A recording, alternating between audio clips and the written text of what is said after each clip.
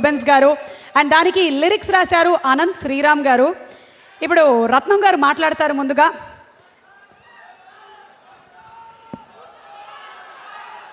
కాటమరాయుడు 24వ తారీఖు రిలీజ్ అవబోతుంది. పవన్ కళ్యాణ్ గారి సినిమా ఏ రోజు రిలీజ్ అయినా ఆ రోజు ప్రేక్షకులందరికీ పండగే.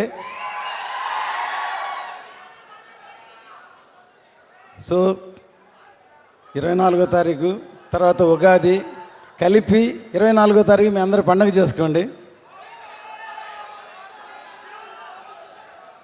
త్వరలో మీకు అందరికీ తెలుసు ఆయన పాలిటిక్స్కి రాబోతున్నారు.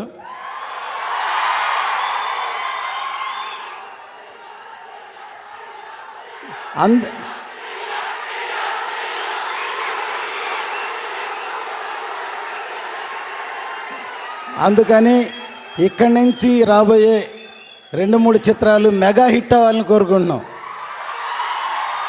Thank you so much sir. Kranthi గారు